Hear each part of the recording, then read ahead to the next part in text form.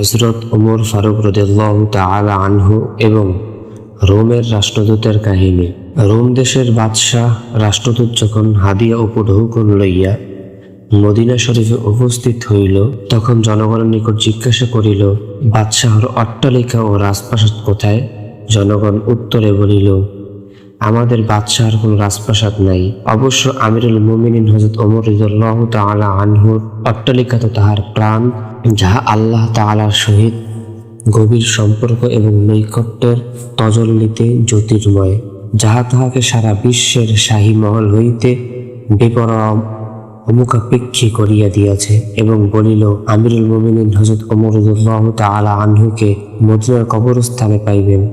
কবরস্থানে যাইয়া রোমের রাষ্ট্রদূত দেখিলেন যে হযরত ওমর রাদিয়াল্লাহু তাআলা আনহু গায়ের জামা খুলিয়া শুধু লুঙ্গি পরিধান করিয়া মাটিতে শুইয়া আছেন। না আছে সিংহাসন, না আছে রাজমুকুট, ফৌজ ও লস্কর বডিগার্ড কিছুই নাই।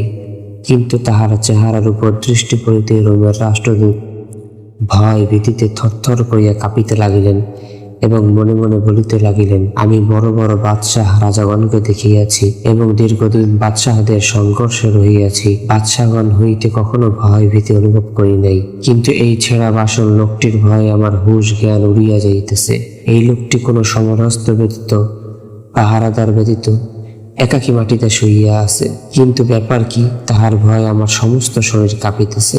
অথচ এমন কম্পমান যে আমাকে 7টি দেহ দেওয়া হইলেও এই কম্পন সহ্য করিতে পারিবে না এবং সকল দেহ কম্পন করিতে থাকিবে।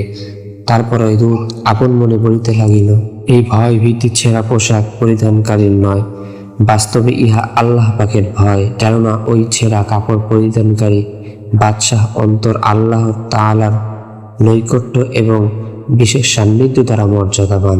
অতএব ইহা আল্লাহ তাআলার সাথে সঙ্গতার ভীতি বই কিছু নয়, যাহা সত্যনিষ্ঠ পুরুষটির চেহারায় প্রতিভাত ও বিকশিত হইতেছে। তারপর ওই রাষ্ট্রদূত হযরত ওমর রাদিয়াল্লাহু তাআলা আনহু এর সাহচর্যের ফয়েজ ও বরকতে মুসলমান হইয়া গেল।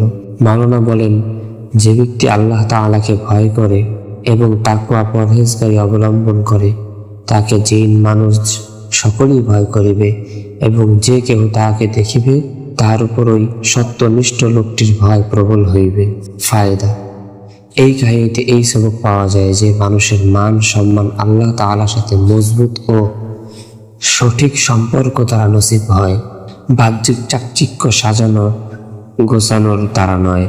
যেমন যুগের নির্বোধ লোকেরা স্বীয় রব প্রতিপালককে অসন্তুষ্ট রাখে এবং তার নাফরমানি করা সত্ত্বেও বিরাট বাংলো, বৈঠকখানা, মূল্যবান পোশাক ও কারবারের আশ্রয় গ্রহণ করে, কিন্তু তাহাদের ইজ্জত মান সম্মানের যে স্থান ইহা সকলেই দেখিতেছে যে অনুপস্থিতিতে গালি খায়। আজ রাষ্ট্রপ্রধান পথ চলিয়া গেলে যে সেই।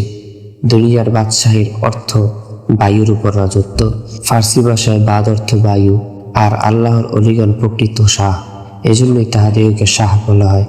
জীবদ্দশায় ও মৃত্যুর পর দুনিয়া ইজ্জতের সাথে তাহাদের নাম লয়।